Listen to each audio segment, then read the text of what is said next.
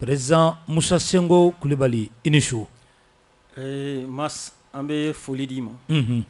An bɛ foli di Peace FM cɛ a muso a denmisɛn a maakɔrɔba. A baarakɛla bɛɛ lajɛlen ma. An bɛ foli di mɔgɔ fɛn fɛn bɛ k'an lamɛn nin wagati in na, mɔgɔ fɛn fɛn bɛ k'an lajɛ nin wagati in na. An bɛ foli di u bɛɛ lajɛlen ma. A y'an wele su in na. Tabarakala. An nisɔndiyalen de bɛ studio kɔnɔ. Donc an b'aw fo ka wale ɲuman dɔn. O diyara n ye. A ka wele la. O diyara n ye kosɛbɛ. Président, an ye photo laban minnu ye o y'a sɔrɔ Bonbonsi labilalen don dɛ. Photo laban kun y'o ye nka bi an ɲɛ b'a la cogo wɛrɛ la an bɛ se ka ɲɛfɔli bɛ se ka k'an ye. Yanni ka ɲɛfɔli kɛ halisa an bɛ foli di lamɛnbagaw bɛɛ lajɛlen ma. An bɛ kalo la sunkalo kalo. Tan don. N'o ye kalo barikamaba ye. An bɛ dugawu kɛ an ka bato kelenw Ala k'a bɛɛ lajɛlen minɛ. Yarabi. An bɛ dugawu kɛ an jurumu Ala k'a yafa. Yarabi. An bɛ dugawu kɛ sunkalo tɔ timɛ ko ɲuman Ala k'o d'an ma. An bɛ dugawu kɛ jamana in, jamana Ala ka hɛrɛ la nata kɔnɔ. Ala ka jamana basigi. Salon sunkalo kɛra minnu ɲɛna n'olu ma ɲinan t'a sɔrɔ an bɛ dugawu kɛ Ala ka yafa k'u ma. Yarabi. Ala k'u dayɔrɔ suma, Ala k'u jigiyɔrɔ ɲa. Yarabi. Halisa yanni an ka don kuma kɔnɔ. An bɛ tasibila kɛ ka taa gɛlɛyaba min bɛ jamana kɔnɔ. Minnu tora a la, minnu joginna a la, minnu ye maliyɛn, minnu ye jamana wɛrɛ mɔgɔw ye n'u nana an dɛmɛ an ka baara kɔnɔna la. An bɛ tasibila kɛ ka taa ninnu bɛɛ ma. Siga t'a la. Minnu bɔnna n'u ni na Ala k'u dayɔrɔ suma. Yarabi. Ala ka lafiya d'u ma. Yarabi. Minnu banana an bɛ dugawu kɛ Ala ka kɛnɛya d'u ma. Amina yarabi. Ala ka fiɲɛbɔda d'u ma. Yarabi. Minnu yɛrɛ cɛsirilen don halisa jamana in lafiyali baara la. Minnu wulilen don ka jɔ. Awɔ. Ka fɔ an bɛ gɛlɛyaba min kɔnɔ. Walasa dɔw bɛ se ka bɔ a la. I kɛra maliyɛn, i kɛra kɔkanmɔgɔ ye. An ka foli bɛ bɛɛ lajɛlen ye. Tabarikala. An ka wale ɲuman dɔn bɛ bɛɛ lajɛlen ye. Tabarikala. Effectivement wagati tɛmɛlen in na an kun ye bonbonsinin bila. Kun damadɔ b'a la. Tout d'abord c'est quelque chose qui est naturel. C'est-à-dire que fɛn tɛ k'a fɔ i yɛrɛ bɛ wuli ka taa yɔrɔ dɔ la k'a fɔ i bɛ taa ɲɛɲini. Ala ka di don. Voilà. Donc ni bonbonsi t'i la ni sisan sera wagati dɔ la ɲininkali de bɛ se ka kɛ o tuma i bonbonsi taara min. Donc o y'a kun fɔlɔ-fɔlɔ ye k'a fɔ farikolo yɛrɛ cogoya de don. Filanan ye min ye dɔgɔtɔrɔw minnu bɛ dɔɔnin kɛ olu b'a fɔ ko bonbonsi ni nungɔrɔsi a ka ɲi kosɛbɛ parce que a bɛ agir comme filtre naturel. C'est-à-dire que ale de b'i bali fɛn minnu bɛ don nun kɔnɔ ani fɛn minnu bɛ don da kɔnɔ k'olu kunbɛn si ninnu de b'o kunbɛn. Surtout wagati tɛmɛlen in na fo kana se sisan ma fiɲɛbanaba min bɛ diɲɛ kɔnɔ n'o sera an fana ka jamana kɔnɔ. Donc n'an m'a si dɔn halisa kosɛbɛ n'an bɛ masques don an da la walasa ka se k'o kunbɛn. N'a fɔra ko si dasiw ni nungɔrɔsiw fana bɛ se k'i dɛmɛ ka olu kunbɛn.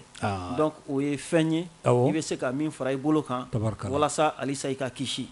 O ye kun dɔ ye. Kun min wɛrɛ fana b'o kɔfɛ ko kɔrɔ kun ye ɲɛmajɔ ye. Tan don. Kuma dɔw la ni si dɔw bɔra i yɛrɛ b'a faamuya k'a fɔ ko waati tɛmɛna. Donc ko caman bɛ yen i tɛ ye o la tugun. Ko caman bɛ yen i da tɛ ye o la tugun. Ko caman bɛ yen i sen tɛ ye o la tugun. Donc ninnu bɛɛ ye indicateur ye min b'a jira k'a fɔ wagati sera an k'an ka hakili sigi.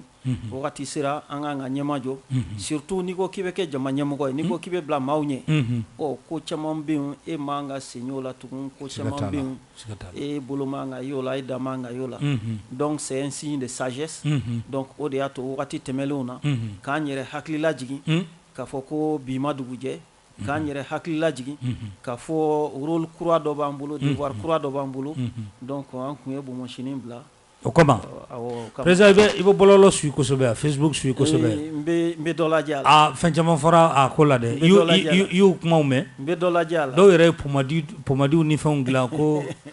i y'olu ye. N y'olu ye. I bɛ mun sɔrɔ ka fɔ o commentaire la. Non n ye explication minnu di sisan o de don. Donc k'a fɔ cogo min na n y'a fɔ cogo min na c'est quelque chose de naturel o ni dɔgɔtɔrɔw ka fɔ la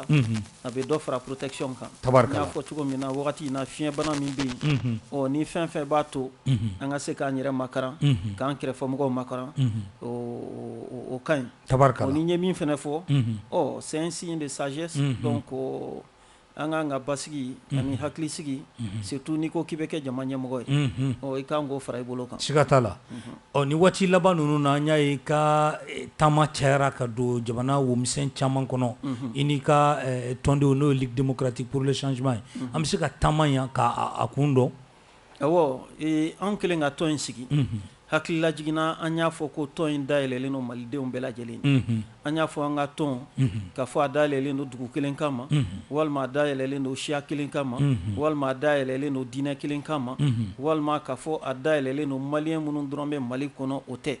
an ko an ka tɔn in mali bɛɛ de ka tɔn don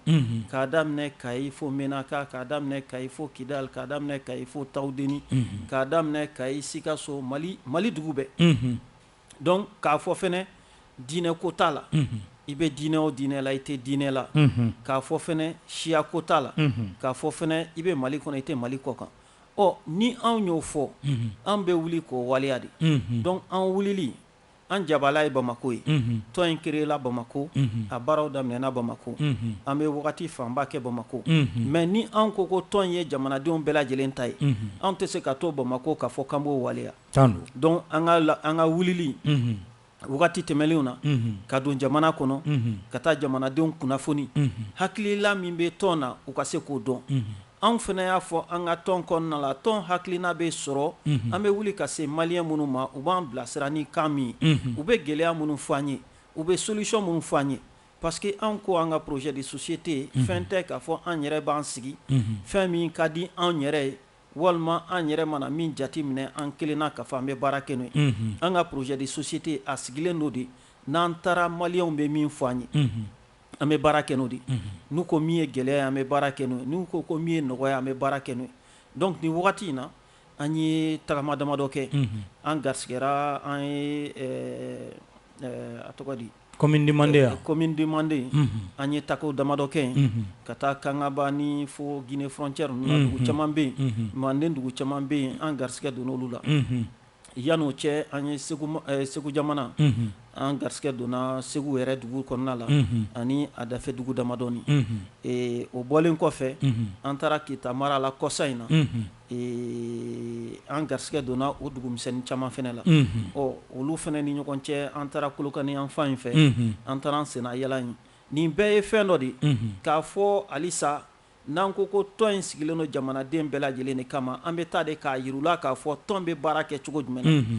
n'an ko tɔn sigilen don jamanadenw bɛɛ lajɛlen kama jamanaden bɛɛ lajɛlen sen bɛ se ka don tɔn in baara la cogo min na mas hakili lajiginna élection tɛmɛlenw na ani wulikajɔba minnu kɛra législative tɛmɛlen na a n'o kɔfɛ wulikajɔba minnu kɛra k'a fɔ ko fanga min bɛ yen ko a mara man ɲi ni mɔgɔw wulila k'a kɛlɛ an ye fɛn damadɔ la kɔlɔsi fɛn fɛn ye a bɛ fɔ minnu ma ko parti baw walima parti kɔrɔw jamanaden fanba wulila k'a fɔ ko gɛlɛya min bɛ jamana kɔnɔ ko olu nɔba bɛ o gɛlɛya la k'a fɔ u dɔrɔn don o tɛ mais parti fɛn fɛn donna sen donna jamana marali la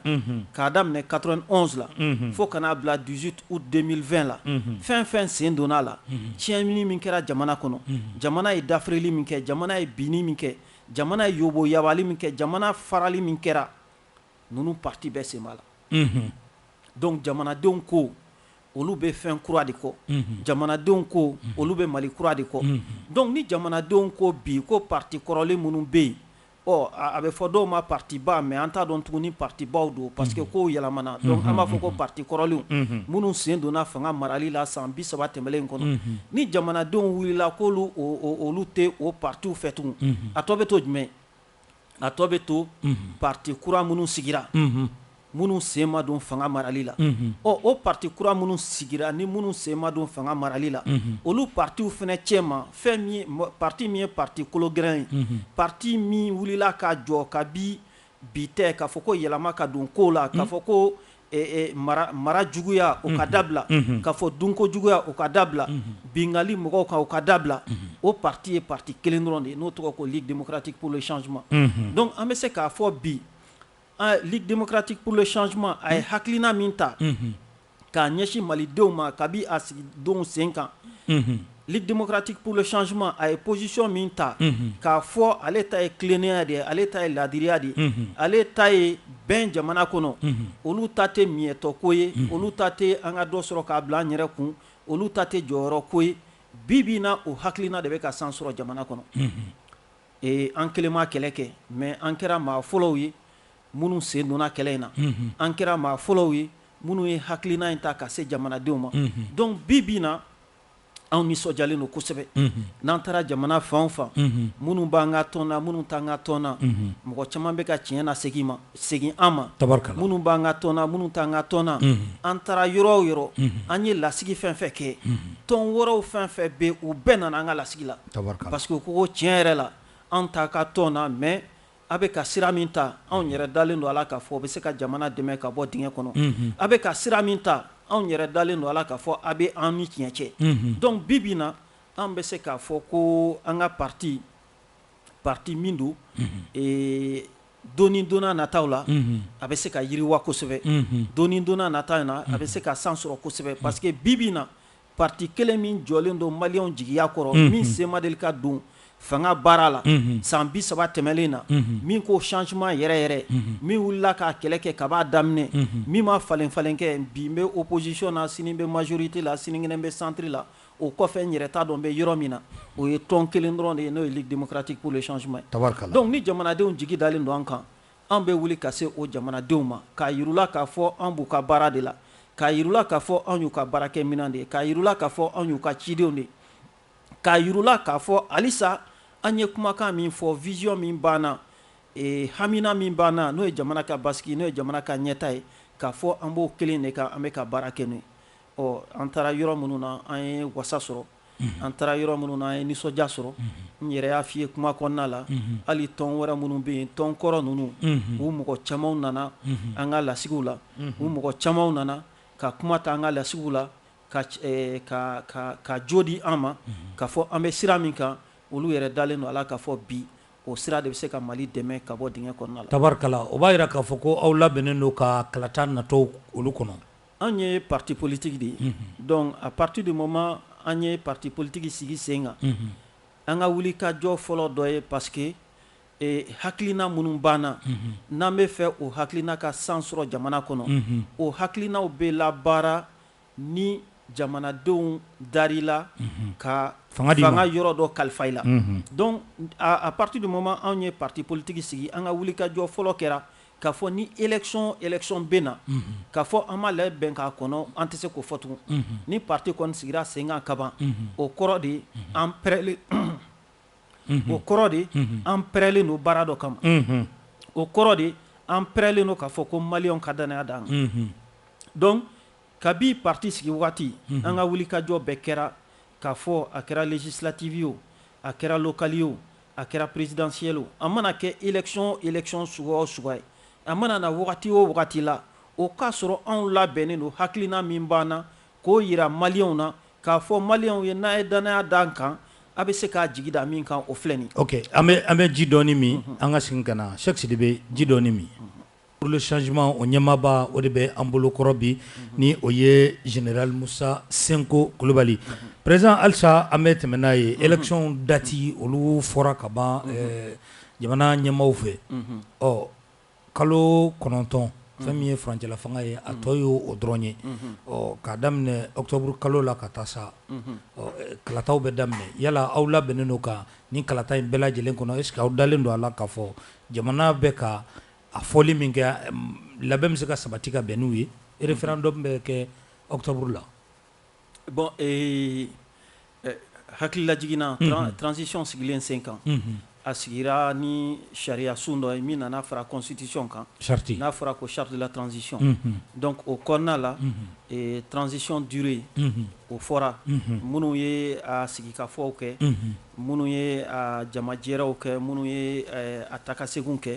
u bɛnna kalo 18 kan k'a fɔ ko transition furancɛ fanga in a bɛ dan kalo 18 ma donc o de taara an kɛrɛfɛ jamanaw ka taa d'olu ma olu kɛ seere k'a fɔ diɲɛmɔgɔ ye k'a fɔ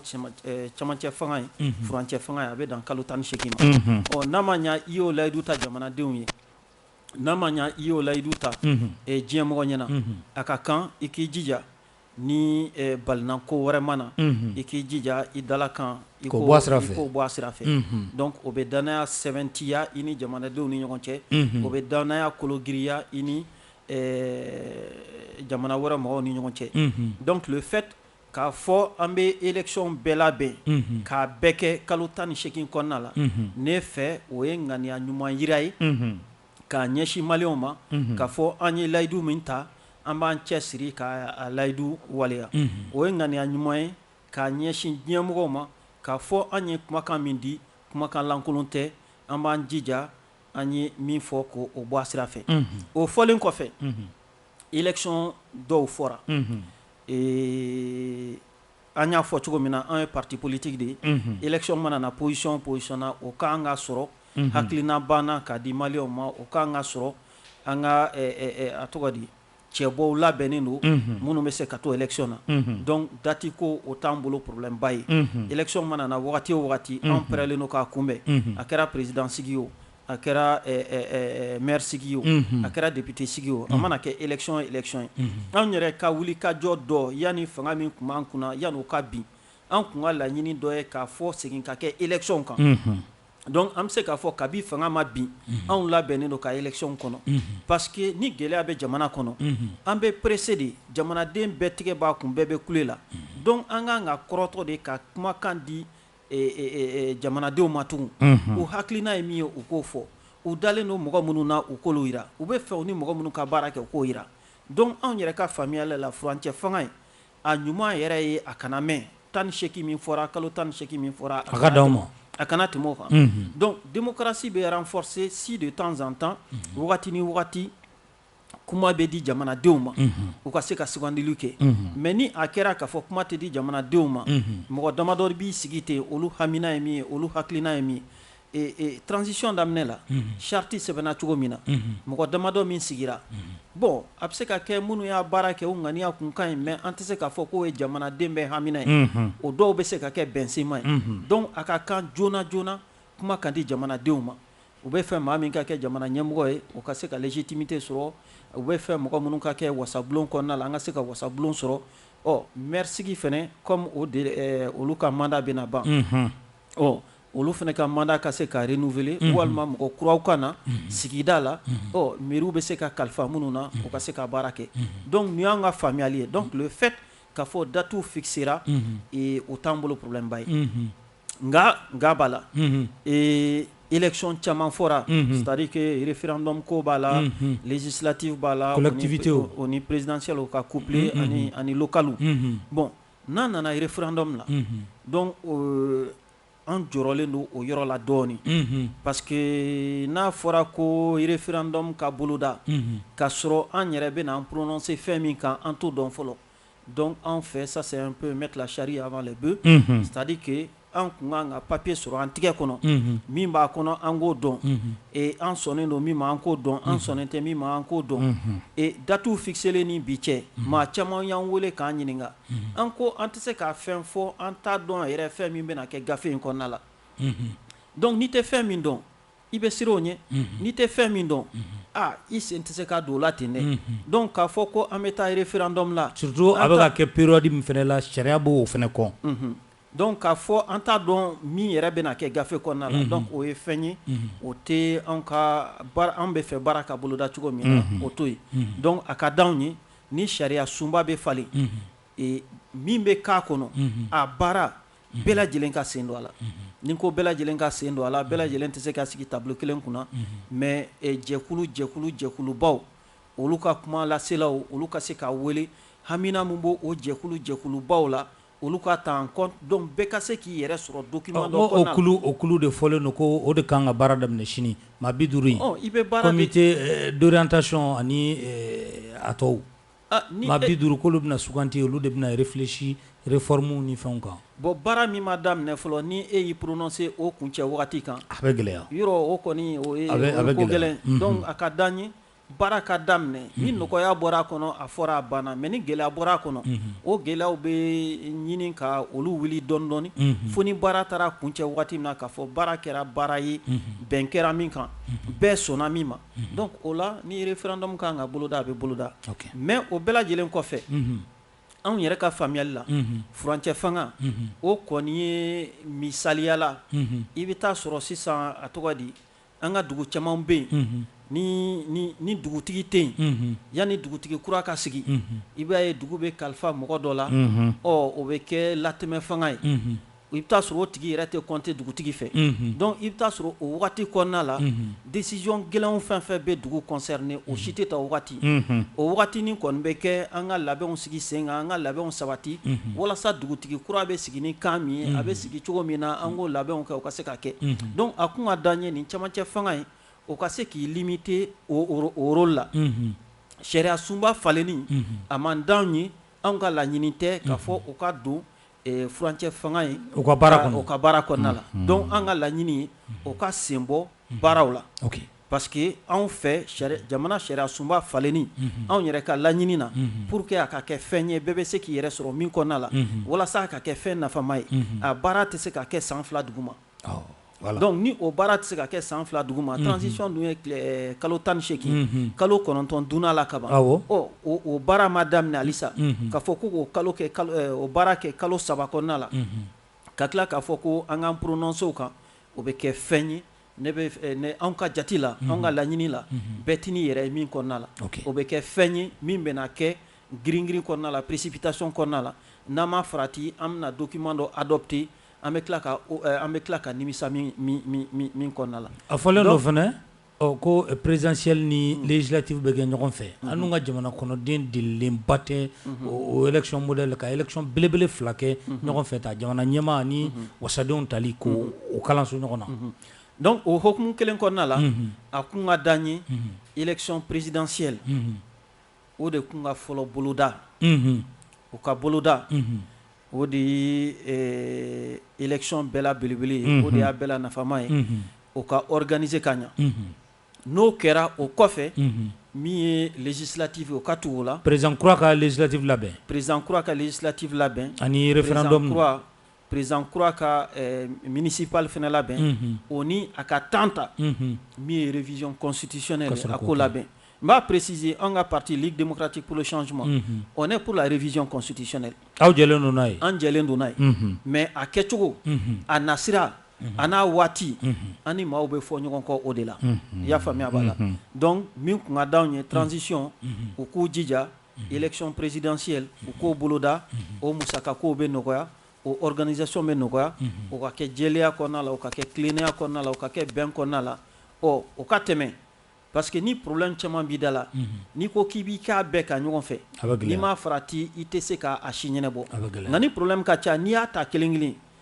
i bɛ nɔ bɔ donc a ka d'an ye yan'u ka élection 4-5 programmé en une seule fois a musakako bɛ se ka gɛlɛya a organisation bɛ se ka gɛlɛya a bɛ se ka na ni difficulté caman ye élection présidentielle u k'o boloda u ka organiser ko ɲuman anw yɛrɛ ka laɲini na élection présidentielle au lieu que u ka taa n'a ye fo février la a ka d'an ye a ka na janvier la donc a ta ka segin bɛɛ ka ban ka bɛn 18 mois in ma. président ye a ye k'a fɔ président sigi dɔgɔdara ka ban sɔmin kelen don maa dɔw fɛ kɛrɛnkɛrɛnnenya la sɔrɔ busonbagaw opérateur économique olu caman fana bɛ yen u bɛna kɛ cɛbɔ ye yala a tɛ aw politique mɔgɔw siran aw parti aw minnu bɛ partiw ɲɛmaaya la a tɛ aw siran dɔɔni. Ligue démocratique pour le changement la anw nisɔndiyalen don kosɛbɛ an wasalen don kosɛbɛ n y'a fɔ an sera jamana fan caman an ma se yɔrɔ minnu na an ka kumakanw sera yen an ma se yɔrɔ minnu na an ka lasigidenw bɛ yen an ma se yɔrɔ minnu na an ka cidenw bɛ yen donc n ye min fɔ bi na jamana kɔnɔ jamanadenw ye faamuyali kɛ bi jamana in kɔnɔ jamanadenw ɲɛ yɛlɛlen don jamanadenw bɛ min kɔ o b'o dɔn anw ka laɲini ye min ye dɔrɔn kalafili a ka kɛ jɛlenya kɔnɔna la a ka kɛ bɛn kɔnɔna la a ka kɛ keleya kɔnɔna la n'a kɛra jɛlenya kɔnɔna la n'a kɛra bɛn kɔnɔna la hakilina min bɛ jamana kɔnɔ bi n'o ye yɛlɛma ye yɛlɛma maa minnu b'o o fan fɛ olu de bɛ san sɔrɔ o siran yɛrɛ t'an na o du tɛ t'anw na donc k'a fɔ ko bi bi in na jamanaden wɛrɛw ka na minnu tɛ politikimɔgɔ ye jamanaden wɛrɛw ka na k'a fɔ bi olu bɛna n'u ka hakilina ye k'a yira maliyɛnw na an dalen don maliyɛnw na maliyɛnw ni maliyɛnw sago ye min ye a ka d'an ye o de ka kɛ bɛɛ k'i ka programme ta k'a yira maliyɛnw na bɛɛ k'i ka cɛbɔ ta k'a yira maliyɛnw na k'a fɔ ne ka cɛbɔ ye nin de ye baarakɛla don baarakɛla tɛ a bɛ sɔn nin ma a tɛ sɔn nin ma maliyɛnw u ye faamuyali kɛ. président wari jɔyɔrɔ ka bon an ka kalataw la dɛ. wari jɔyɔrɔ kun ka bon a la. kɔrɔlen. a kun ka bon a la parce que n'i ye jateminɛ kɛ n b'a fɔ parti mun ma ko parti kɔrɔlenw n y'a fɔ cogo min na an t'a dɔn ni parti baw don tun n'i y'a ye législative tɛmɛlen la n'i y'a ye mankan bɔra a la o y'a ye k'a fɔ wari donna la nka wari kun kan ka u jigi kun bɛ k'a fɔ ko wari ka rôle min jouer a ma se k'o jouer n y'a faamuya b'a la donc n'i yɛrɛ ye dugubaw ta n'i ye Bamako yɛrɛ ta Bamako résultat ye min yira o y'a yira k'a fɔ de ko bi bi in na maliyɛnw bɛ danayamɔgɔ de kɔ bi bi in na maliyɛnw bɛ mɔgɔ de kɔ min bɛ se ka baara kɛ bi bi in na maliyɛnw bɛ mɔgɔ de kɔ u bɛ degun min na min bɛ se ka o degun dɔ ta ka b'u kan wagati kɛra yani an ka bɛjɛ fanga a bɛ fonctionner cogo min na a k'a faamuya wari kɛra ka mɔgɔ caman nɛgɛn 200 dira safinaw dira baramaw dira fɛn caman dira donc bi bi in na an ka rôle dɔw y'o ye n'an ko changement n y'a fɔ an bɛ ka wuli ka don jamana kɔnɔ an b'a ɲɛf'u ye aw bɛ a tɔgɔ di a ka vote nafa min b'a la o tɛ se ka kɛ 200 o tɛ se ka kɛ 300 o tɛ se ka kɛ 400 parce que ni a votera ka ɲa a bɛ tɔnɔ min sɔrɔ o de ka bon kosɛbɛ ka tɛmɛ a bɛ 200 300 min minɛ donc bi bi in na jamanadenw y'a faamuya nka halisa an bɛ wuli ka jɔ la k'a ɲɛfɔ jamanadenw ye k'a fɔ baara de bɛ jamana ta ɲɛ i y'a faamuya wari tɛ yen wari fu tɛ yen ni mɔgɔ nana wari d'a ma cogo o cogo a y'a sigi k'a fɔ a y'a d'a ma cogo min na a bɛ tila k'a ɲini k'a bɔ aw kun o cogoya kelen na fo ka tɔnɔ fara a kan donc n'a ye wari fɛn fɛn minɛ a ye da la k'a fɔ a b'a sara kura ye mais ni a votera k'a fɔ an bɛ fɛ baara de ka kɛ an bɛ fɛ baara ka yiriwa sigida la an bɛ fɛ an ka denmisɛnninw ka kalan an bɛ fɛ an ka se ka furakɛ sigida la an bɛ fɛ sira ka na an ka dugu la taa ni ka segin o ka se ka nɔgɔya o de bɛna ni tɔnɔ ye jamana kɔnɔ jamana sigida la o de bɛna ni tɔnɔ ye jamana kɔnɔ o de bɛna ni yiriwa jamana kɔnɔ donc bi bi in na jamanadenw y'a faamuya bi bi in na bɛɛ b'i ta yɔrɔ dɔn donc anw yɛrɛ presselen don kuma ka di jamanadenw ma walasa u ka se ka mɔgɔ kuraw suganti minnu jamana bɛna kalifa mɔgɔ minnu na ka fara sɔrɔ busubagaw kan donc k'a fɔ mɔgɔ kura minnu bɛ nalen u kana n'u ka hakilinaw ye ni hakilina kura de b'u la min ni anw ta ye kelen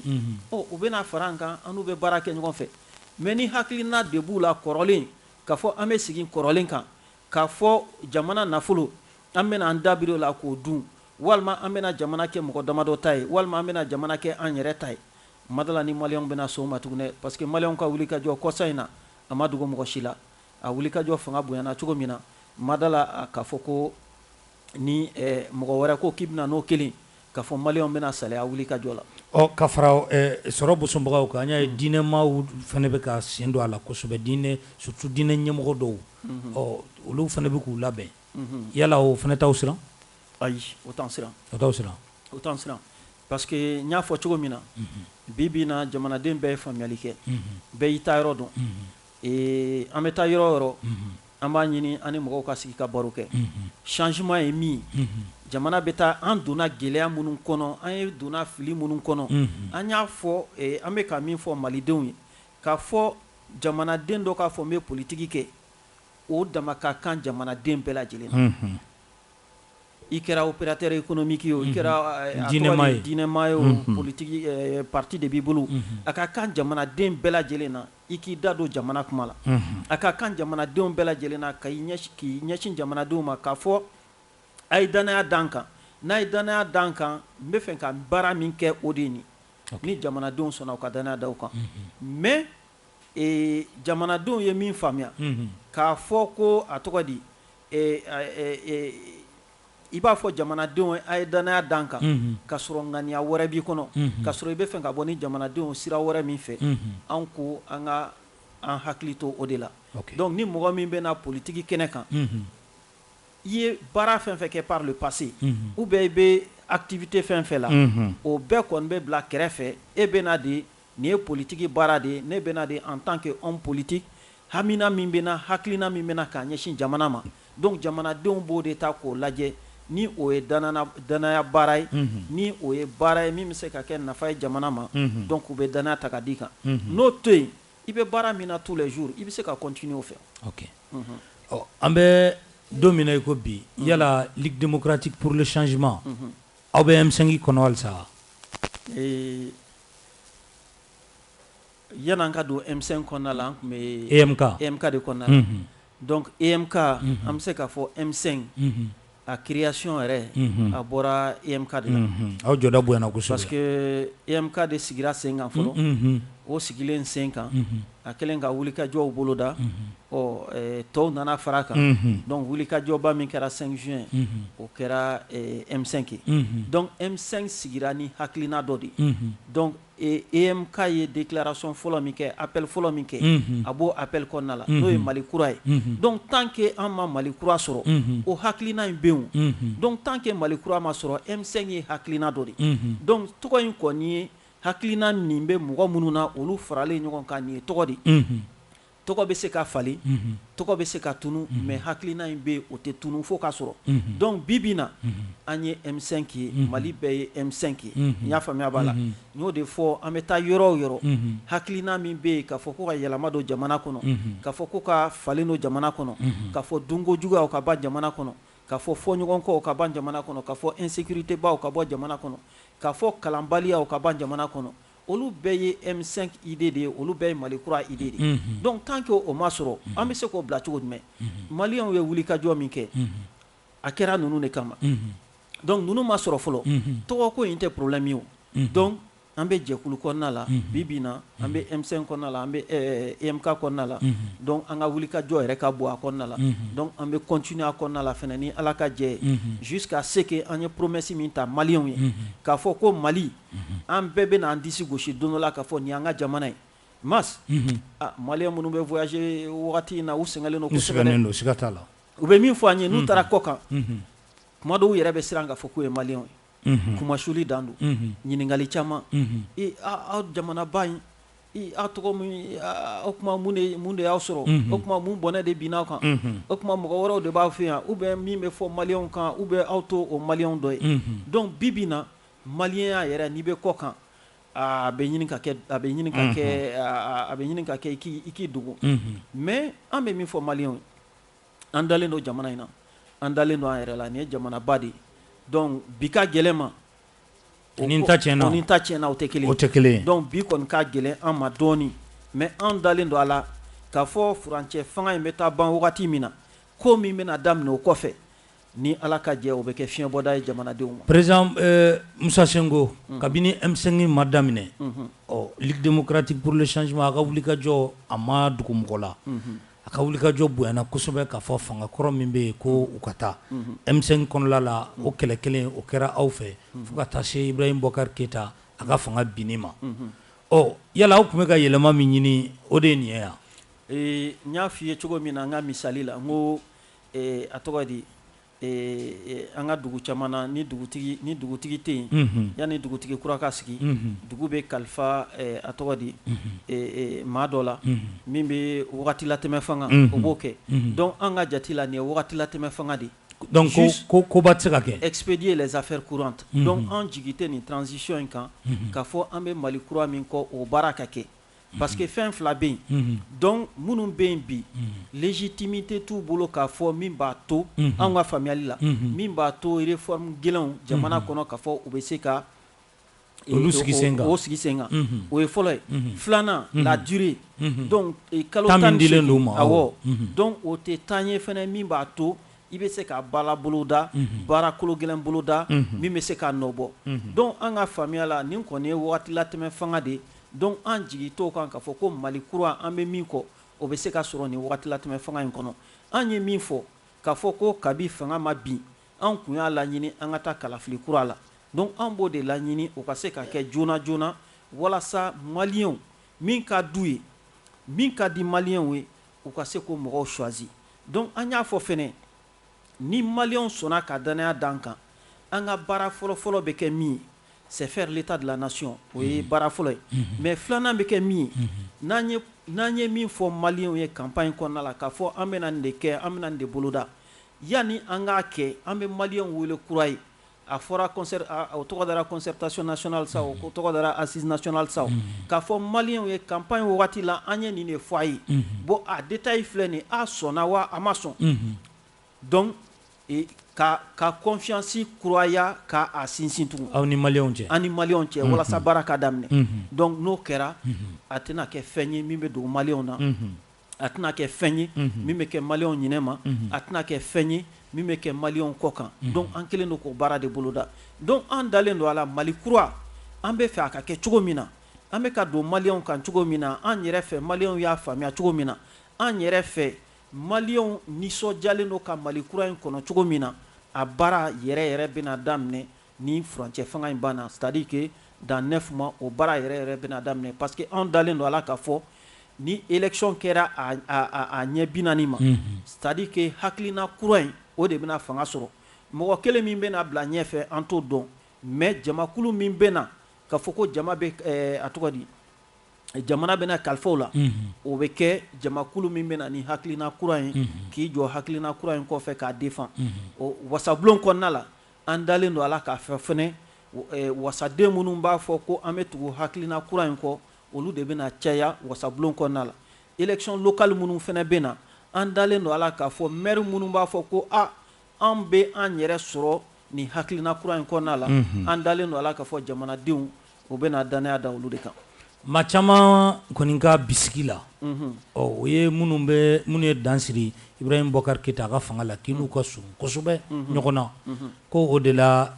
transition in fanba i ma sɔn ka kuma i ma sɔn ka jalakibaw ta k'u sɛgɛrɛ a kuma tiɲɛ ye jumɛn ye i n'u ka surun ɲɔgɔn na kuma tiɲɛ ye min ye minnu bɛ fanga la bi u bɛɛ ye dɔgɔninw ye surasi minnu b'a la u bɛɛ ye dɔgɔninw ye a bɛ ɲɔgɔn dɔn ka kɔrɔ b'u bɛɛ dɔn kosɛbɛ u bɛɛ ye dɔgɔninw ye o tɛmɛlen kɔfɛ u bɛɛ ye n ka ekɔlidenw ye i y'u kalan u bɛɛ ye n ka ekɔlidenw ye b'u dɔn kosɛbɛ donc o sira fila bɛ yen dɔgɔninya sira bɛ yen ekɔlidenya sira bɛ yen donc o tɛmɛlen kɔfɛ k'a fɔ nin wagati in na ma furancɛ fanga in an ma bɛrɛ fɔ a ma fanga tɛmɛlen an ka wuli kajɔ bonyana ka critique kɛ o bonyana dɛ donc ni fanga dafirila an ka laɲini bɛ kɛ min ye solution ye min ye an bɛ wuli k'o di maliyɛnw ma an ta tɛ se kɛ ka kuma bɛɛ k'a fɔ a maɲi n'a maɲi a bɛ ɲɛ cogo jumɛn na an bɛ wuli k'o de fɔ maliyɛnw donc nin wagati kɔnɔna la an ka effort bonyana k'a fɔ maliyɛnw ye ni a ye danaya ta k'a d'an kan an ko min maɲi an bɛ se ka bɔ o kɔnɔna la cogo jumɛn na ka taa ɲuman kɔnɔna la donc n'an taara yɔrɔw la an ka projet de société kɔnɔna la n'o o tuloma fɔlɔ ye kalan ye éducation ye an bɛ insister o kan an bɛ fɛ jamanadenw u ka kalan cogo jumɛn na u ka faamuya sɔrɔ cogo jumɛn na walasa jamanadenw hakili ka dayɛlɛ parce que anw fɛ jamana sɔrɔ fɔlɔ jamana richesse fɔlɔ o ye ressources humaines donc an dalen don a la k'a fɔ ni kalan walankatala jamana kɔnɔ ni jamanadenw ye faamuya sɔrɔ donc nin wagati in na an insister o de kan k'a fɔ sisan misaliya la k'a fɔ Mali kɔnɔ denmisɛnnin ni i san 3 dafara coyi i kana sigi so tugun jamana k'i jija kalanso ka dayɛlɛn kabi jamana denmisɛnninw san 3 u ka se ka kalan kɛ jamana k'i jɔ n'u ka kalan ye u ka sigida la san 3 fo san 12 san 3 fo san 13 donc k'a daminɛ san 3 la fɛnɛ fo san 18 jamana k'i jɔ n'i ka kalan ye fu i bɛ fɛ ka kalan fɛn fɛn kɛ jamana k'i jɔ n'o ye fu donc olu ye fɛnw ye an bɛ ka min ɲɛfɔ jamanadenw ye u k'a faamuya k'a fɔ dɔrɔn an bɛ fɛ karisa ka bɔ yen walima an bɛ fɛ nin parti ka bɔ yen walima an bɛ fɛ nin mɔgɔw ka bɔ yen e bɛna ni min ye n'i m'o ɲɛfɔ jamanadenw ye yɔrɔ a tɛ faamuya a ka gɛlɛn donc tuloma dɔ fɛnɛ an y'a fɔ jamanadenw ye k'a fɔ anw ye jamana ye min sigilen don sɛnɛ mɔni ani baganmara kan donc k'a fɔ an bɛ jija sɛnɛ a ka yiriwa jamana kɔnɔ an ka se ka dun ka fa sabati f'an ka bɔ n'a tɔ ye kɔfɛ mɔni o ka sinsin jamana kɔnɔ an ka se ka dun ka fa sabati f'an ka bɔ n'a tɔ ye kɔfɛ baganmara o ka se ka sabati jamana kɔnɔ ka yiriwa an ka se ka dun ka fa sɔrɔ ka bɔ n'a tɔ ye kɔfɛ olu kɛrɛfɛ an ye jamana ye bolola baarakɛla o de fanga ka bon artisan a suguya bɛɛ o ni minnu ye a tɔgɔ di baaramisɛnnikɛlaw an k'an jija olu fana ka baaraw olu ka se ka kologɛra olu ka se ka fanga sɔrɔ olu ka se ka u dahirimɛ sɔrɔ u ka baaraw la donc ninnu ye fɛn ye an bɛ ka yala ka min de ɲɛfɔ maaw ye u ka se k'a faamuya a kana kɛ balinanko ye u kana fɔ aw ko jamana maa dɔ ninnu ka taa mais aw bɛ fɛ ka baara kɛ cogo jumɛn aw bɛ fɛ jamana ka yiriwa cogo jumɛn donc ninnu ye kuloma ye an bɛ ka min ɲɛfɔ jamanadenw ye donc an y'a ɲɛfɔ jamanadenw ye ni maaw ye faamuyali kɛ ni maaw ye sɔrɔ kɛ a bɛ fɔ min ma yuruku a bɛ fɔ min ka bingali o tɛ se ka kɛ jamana kɔnɔ n'i y'a yuruku ni bingali bɛ kɛ i bɛ taa sɔrɔ dɔw de ka faamuya ka bon ka tɛmɛ dɔw ta kan olu bɛ bin o kan donc anw fɛ ni baara kɛra ka ɲa c'est-à-dire que justice yɛrɛ bɛ désengorger parce que mɔgɔ yɛrɛ tɛna opportunité sɔrɔ k'a fɔ k'i bɛ jamana nafolo suɲɛ ou bien k'a yuruku parce que baara bɛ kɛ ka ɲa i y'a faamuya donc ça veut dire que an ka programme u lielen don ɲɔgɔn na et puis a kelen don de telle sorte que harmonie bɛ a étape bɛɛ ni ɲɔgɔn cɛ donc ninnu ye baara ye an yalala nin wagati in de la k'o fɔ mɔgɔw ye mais n y'a fɔ cogo min na hakilina min b'an ka parti la o hakilina de bɛ ka jɛnsɛn jamana kɔnɔ an y'a ye k'a fɔ anw ye wulikajɔ min kɛ par le passé ka jamana fanga critiquer maa wɔɔrɔw donna olu bɛ an nɔfɛ ka o kelenw kɛ k'an ladege donc o ye nisɔndiyako de parce que ça veut dire que an ye baara min kɛ par le passé a ka d'an ye n'i ye baara kɛ ni baara ɲɛna i ka maa sɔrɔ minnu bɛ tugu i ɲɔfɛ olu sɔnna k'a fɔ an b'i kɔ olu ma sɔn k'a fɔ an b'i kɔ mais olu yɛrɛ b'a dɔn k'a fɔ an ka misaliya ye karisa de walima an ka misaliya ye nin tɔn de donc bi bi in na ni transition ko don mɔgɔ caman bɛ yen pour critiquer la transition mais an bɛ min na ko c'est-à-dire que ko wuli kuma dɔn o ka fisa an senna ka di ko a tɔgɔ di soli ka wuli o minɛn bɛ siri sufɛ donc k'a fɔ ko an b'a to transition ka ban ka sɔrɔ k'a ɲɛfɔ maliyɛnw ni transition banna min bɛ se ka kɛ a bɛ se ka jigi da min kan non an ta to transition ka ban ka sɔrɔ k'o fɔ maliyɛn sisan de y'a fɔ wagati n'o kɛra ni maliyɛnw ye faamuya sɔrɔ a bɛ se ka kɛ u bɛ daniya fankelen dɔ di an ma jaabi jumɛn b'i bolo ka di mɔgɔw ma minnu kɛlen don k'i bisigi k'a fɔ ko CNSP k'u ka candidat ye e ye k'u ka cɛbɔ ye e ye bon minnu b'o bisigi ça veut dire que olu yɛrɛ ka jati la ça veut dire que quelque part je peux être un candidat de confiance c'est-à-dire que a bɛ se ka kɛ n bɛ se ka kɛ cɛbɔ ye maaw bɛ se ka da maa min na donc bi bi in na a ka d'anw ye Ligue démocratique pour le changement ka cɛbɔ o ka kɛ jamanaden bɛɛ ka cɛbɔ ye a ka kɛ jamanaden bɛɛ bɛ se ka daniya ta ka da maa min kan parce que an ko an bɛ fɛ an ka laɲini dɔ ye farafarali ka ban jamana kɔnɔ nin wagati in na parce que gɛlɛya minnu b'an da la n'an ko an bɛ fɛ ka gɛlɛya kɛlɛ ni an ye farafarali fara an bolo kan an bɛ mɛn a gɛlɛya la dɛ donc ni kulu sɔrɔla k'a fɔ olu ko an ka danayamɔgɔ ye karisa ye ni kulu wɛrɛw sɔrɔla k'a fɔ an ka danayamɔgɔ ye karisa ye ni kulu caman sɔrɔla ni jamanadenw bɛɛ sɔnna k'a fɔ hakilina kura bɛ ninnu maaw de la a ka d'an ye an bɛɛ ka tugu olu kɔ donc o y'an bolo nisɔndiyako ye donc déjà ni kulu sɔrɔla min ko an ka danayamɔgɔ ye karisa ye o b'anw nisɔndiya parce que an bɛ adressé jamanadenw bɛɛ lajɛlen de la ok furancɛla fanga ka mara taabolo maa caman a bɛnnen tɛ maa caman ma bi dɔw yɛrɛ ko ni politikimaaw ye wele bila u ma tuguni k'u ka bɔ k'u tɛna bɔ parce que laɲini tun ye min ye ko kelen tɛ min sɔrɔ l'o la jalaki o jalaki taara ka ɲɛsin Ibrahim Boubacar Keïta ma o jalaki kelen o ɲɛsinnen don ninnu kelen in ma yala mun bɛ sɔrɔ ka fɔ o la oui fɛn fila don fɛn fɔlɔ ye min ye n bɛ min fɔ mɔgɔ ye jamana baara mɔgɔ man ka salaya la mɔgɔ man ka décourager la ni baara nɔgɔn kun don a bɛ se ka kɛ san kuma sɔrɔ a baara kɛra et puis jamanajɔ baara tɛ k'a fɔ k'a bɛ ban jamanajɔ baara tɛ k'a fɔ ko fili tɛ a kɔnɔna la donc don o don défi kuraw de bɛ na don o don ambition kuraw de bɛ na donc jamanajɔ don o don cɛsiri de don sinon jamana ye jamana kɔrɔba ye dɛ donc minnu tɛmɛna an ɲɛ olu ye wulikajɔ caman kɛ dɛ fo Mali tɔgɔ sera diɲɛ fan 14 na donc n'o y'a sɔrɔ baara kun don k'a fɔ a bɛ kɛ siɲɛ kelen a bɛ ban k'a fɔ ko san an kun bɛna sɔrɔ a banna donc k'a fɔ mɔgɔw ye mɔgɔ si kana décourager jamanajɔ la n'i kɔni ko k'i ye maliyɛn ye n'i ko ko Mali ka di ye Mali mana kɛ fɛn o fɛn e k'i jija a ɲuman i k'o ɲini k'o di maliyɛnw ma Mali mana gɛlɛya cogo cogo e k'i jija i ka cɛsiri dɔ kɛ walasa gɛlɛya in ka wuli ka bɔ yen donc o ye kuma fan kelen kuma fan filanan ye min ye jamanadenw après les 7 ans fin régime in kun bɛ yen o ka 7 ans kɔfɛ i bɛ kɛ ka régime voilà o ni i man'o fara i tɛ fɛ k'a tɔgɔ fɔ dɛ i man'o fara 91 ka na bila fo sisan na donc fɛn caman tiɲɛna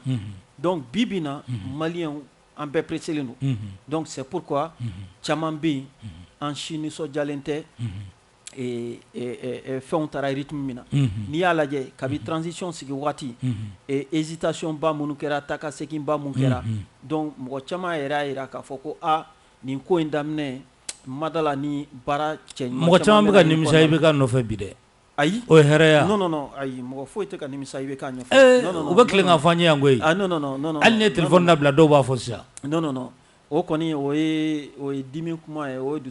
ye dimi kuma ye mais o tɛ fɛn ye parce que laɲini ma sabati président an bɛ ka min fɔ maliyɛnw ye laɲini bɛna sabati de c'est pourquoi j'ai dit fin de transition an bɛ ka kuma o kan donc ni laɲini ma sabati sisan o kɔrɔ ko laɲini tɛ sabati donc ni laɲini ma sabati sisan raison de plus pour que an k'an cɛsiri halisa an k'a ɲini changement bɛ côté min na an ka taa yen i m'a faamuya donc an kana kɛ bon bi ma ɲi o kɔrɔ tɛ kan tɛ miiri sini na parce que n y'a fɔ cogo min na c'est à dire que maa b'i to bi de la ka sini labɛn n'i y'a bɛɛ kɛ k'a fɔ a bɛɛ kana bi kan i ka sɔrɔ k'a wuli k'a ɲɛɲini a tɛ ɲa donc ni nin wagati in na sisan ni gɛlɛyaw bɛ yen an bɛ se ka bɔ gɛlɛya kɔnɔ cogo jumɛn na donc a dɔ ye rapidement an ka taa élection na minnu ko Mali kura hakilina kura ani mɔgɔ kuraw an ka jamana kalifa olu est-ce que an filɛ nin situation min kɔnɔ bi an bɛ se ka taa élection na ka élection ɲuman kɛ an dun b'a dɔn k'a fɔ Ibrahim Boubacar Keïta tiɲɛ don gɛlɛya caman ye farala ɲɔgɔn kan ka taa n'a ye nka a bɛɛ kɛra député sigi tɛmɛnen a bɛɛ daminɛra o de kɔfɛ yala ni an élection kolon labɛn est-ce que an bɛ se ka kisi gɛlɛya min ni an bɔra kɔnɔ an bɛ se ka kisi o ɲɔgɔn ma élection législative laban min kɛra a caman daminɛra o waati oui mais an ka faamuyali la élection yɛrɛ organisation o ma kɛ problème ba ye o jaabiw parce que ministère de l'administration territoriale a ye élection organisé mɔgɔw taara vote kɛ a hakili b'a la a wagati o kɛra covid ko daminɛ ala ale ka jaabiw mɔgɔw ma mankan ko si la voilà covid ko daminɛ an bɛ taa an tɛ taa a bɛ kɛ a tɛ kɛ a kɔni kɛla gɛlɛya kɔnɔna la mais ministère y'a organisé cogo min na ka jaabi di cogo min na mankanba ma b'o la minnu sebaaya dira minnu ma olu nisɔndiyara sebaaya ma di minnu ma olu ma nisɔndiya nka u ma kɛ ni kɛlɛ ye u y'a ye k'a fɔ a kɛra cogo min na a bɛn'a ma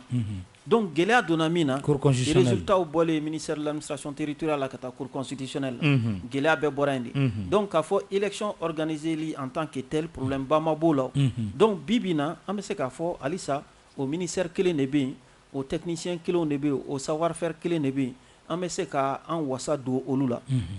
an bɛ se k'an jigi da olu kan k'a fɔ u bɛ se ka élection organiser ka ɲa bon maintenant min ye cour constitutionnelle ko ye mɔgɔ minnu kun bɛ yen n'olu kɛra sababu ye balawu ka wuli élection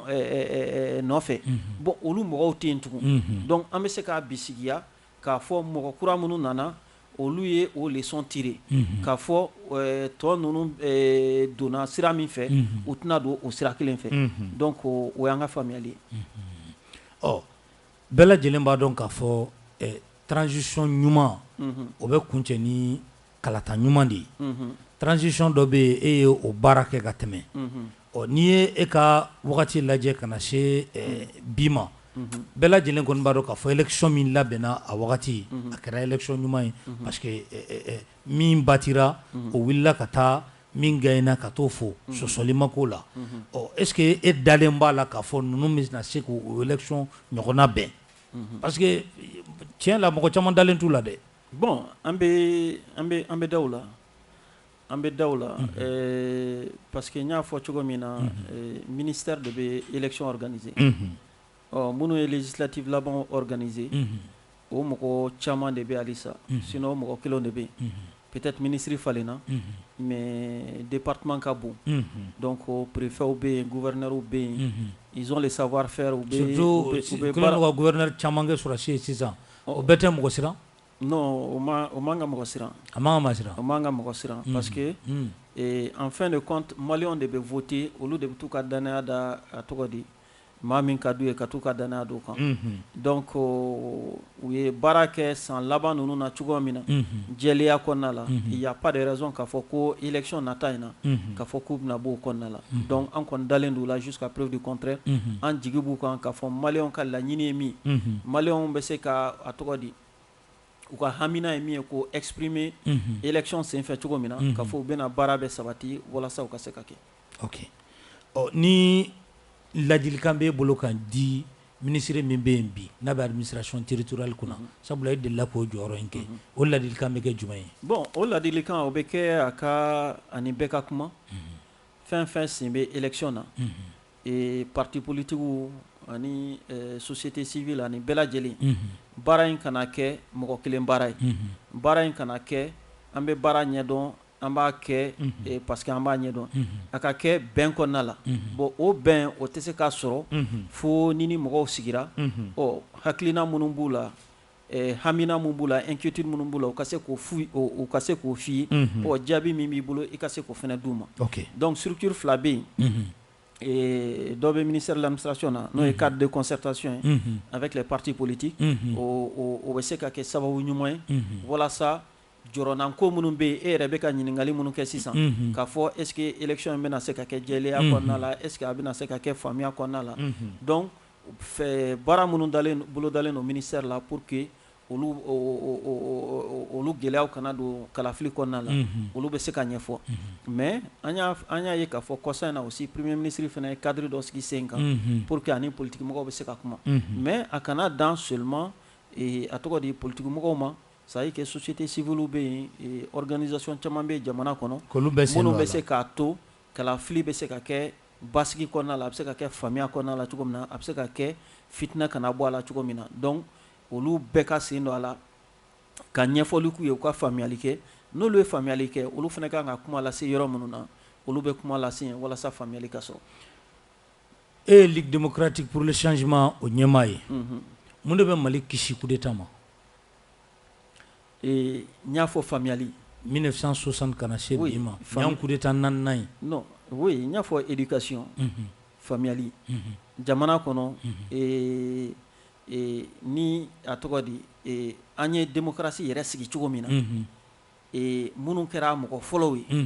bon olu ye u banami ni mɔgɔ tɔw ni faamuyali ni ɲɔgɔn cɛ donc démocratie ko nana kɛ wariko ye a kɛra business ye i y'a faamuya donc ni faamuyali nana o bɛ bɔ a kɔnɔna la donc ni faamuyali nana c'est à dire que erreur caman bɛ yen frustration caman bɛ yen an tɛ don o kɔnɔna la faamuyalibaliya in yɛrɛ bɛɛ de bɛ a to hali k'i yɛrɛ kɛ jugu ye i yɛrɛ ka jamana ma faamuyalibaliya de don hali jamana nafolo k'a ta k'a buruja k'a tiɲɛ a bɛɛ ye faamuyalibaliya de c'est à dire que i bɛ mɔgɔ dɔw ye u bɛ se kuma la u nɛn ka di u ka tubabukan fɔlen a jɛlen don kosɛbɛ mais k'a fɔ k'u ye faamuya sɔrɔ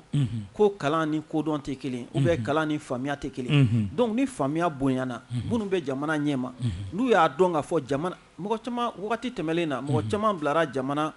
ɲɛmɔgɔsobaw la k'a sɔrɔ jamana yɛrɛ ye min ye u t'a dɔn i y'a faamuya b'a la donc ni faamuya nana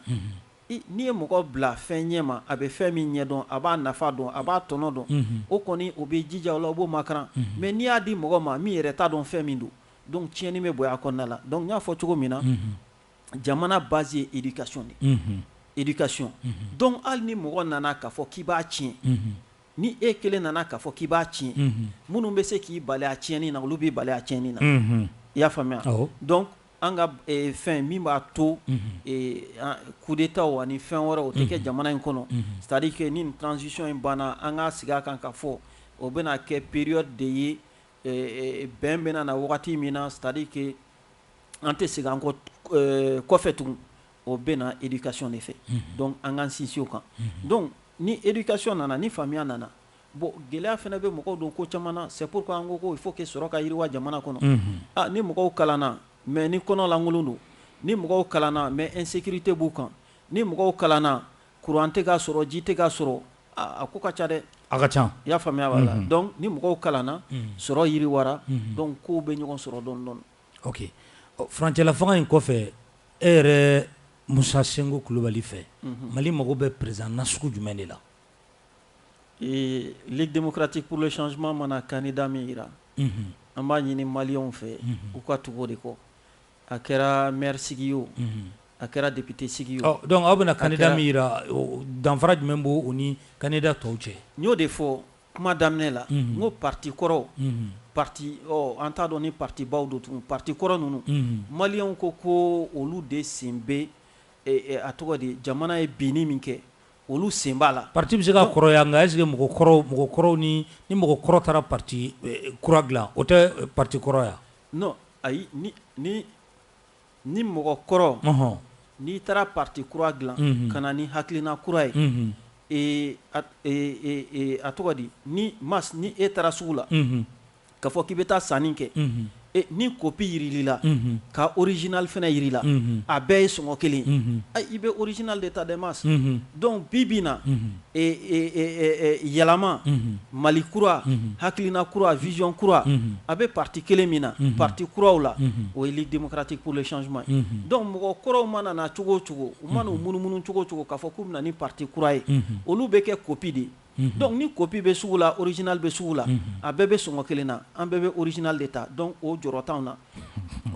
na o mana taa munumunu kana cogo o cogo o jɔrɔ tɛ anw na donc k'a fɔ Ligue démocratique pour le changement ale de kɛra parti ye min fɔlɔ wulila ka sinsin parti kuraw la n ko parti kuraw la parce que kɔrɔlenw yɛrɛ olu caman m'a kɛlɛ kɛ minnu wulila k'u sinsin k'a fɔ ko yɛlɛma de ka ɲi jamana kɔnɔ an kana ni jɛlenya ye an kana ni tilennenya ye jamanaden bɛɛ k'i yɛrɛ sɔrɔ jamana sɔrɔ a kana kɛ a ka bɛn mɔgɔ damadɔ ma jamana sɔrɔ mana bɔ so bɛɛ ka i ɲiyɔrɔ sɔrɔ a la a dɔgɔya n'a cɛya kan donc an dɔrɔn de y'o fɔ donc bi bi na n y'a fɔ maliyɛnw bɛ ka faamuya sɔrɔ o hakilina in o de bɛ jamana fan bɛɛ bi minnu b'an ka tɔn na minnu t'an ka tɔn na o de y'a to n'an taara yɔrɔ o yɔrɔ hali minnu bɛ tɔn wɛrɛ la u bɛna an ka lasigiw la ka na an ka kumakanw lamɛn donc k'a fɔ maliyɛnw ye don ni don a nataw la ni kalafili nana ni tɔn minnu ko Mali kura minnu ka hakilina ni Ligue démocratique pour le changement ka hakilina ye kelen u ka tugu olu kɔ min ka d'an ɲɛ yɛrɛ kosɛbɛ kosɛbɛ u ka tugu Ligue démocratique pour le changement kɔ donc pour que u kana fili don ni don a nataw la ni Ligue démocratique pour le changement ye cɛbɔ minnu yira u ka tugu olu kɔ donc an bɛ labɛnw na ka kalafili ninnu bɛɛ makɔnɔ donc minnu y'an ka cɛbɔw ye ni élection ninnu na ni a wagati sera mɔgɔ si tɛna fili parce que a tɛna kɛ fɛn ye min a bɛna olu yira awɔ a tɛna kɛ fɛn ye min bɛna dogo jamanadenw na an b'u bɛɛ yira kelen kelen min ye maire sigi ye an ka tête de liste ye min ye sur les 703 communes n'a tora 703 communes la an ka cɛbɔw bɛ ye an ka liste bɛ ye a bɛɛ la député sigi fɛnɛ circonscription da min mana kɛ yen an ka cɛbɔ bɛ ye a bɛɛ la président sigi fɛnɛ ni ala y'an dɛmɛ an ka cɛbɔ bɛ ye o fɛnɛ la dɔw ka laɲini ye ko M5 bɛ ka jɛ ka candidat kelen di o ye Ligue démocratique fɛnɛ ka laɲini ya comme aw bɛ M5 kɔnɔ